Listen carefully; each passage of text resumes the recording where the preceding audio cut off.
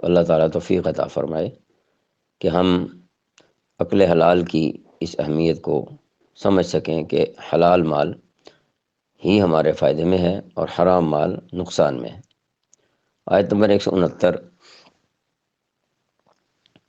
انما صرف یہی بات ہے، یامرکم تمہیں حکم دیتا ہے بالسوء برائی کا، والفحشاء اور بے حیائی کا، وان اور یہ کہ تقولوا تم کہو، علی اللہ اللہ تعالیٰ پر، ما لا تعلمون جو تم نہیں جانتے۔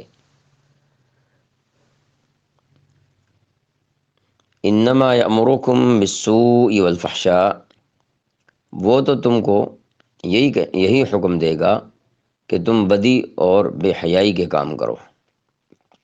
یہاں پر یہ جو لفظ استعمال ہوا ہے انما،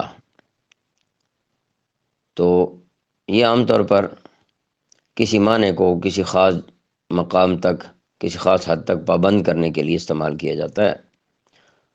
تو اس سے یہاں پر یہ معنی واضح ہو گیا کہ شیطان جو ہے اس سے تو ہمیشہ شیطانیوں کا ہی ظہور ہوگا، اس سے خیر کی کوئی توقع نہیں ہے،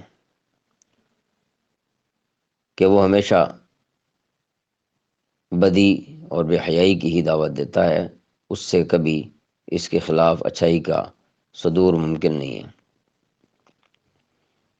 اور یہاں پر دو لفظ استعمال ہوئے ہیں، سو اور فحشاء۔ سو تو وہ چیز ہے جو عقلاً بھی ناپسندیدہ ہو، عقل بھی اس کو ناپسندیدہ قرار دے، اور فحشاء وہ ہے جسے شریعت نے برا ٹھہرایا ہے۔ اور اس میں یہ بھی بات شامل ہے کہ سو میں کوئی حد شرعی مقرر نہیں، اور فحشاء میں حد شرعی معین ہوتی ہے۔ مزید یہ کہ جو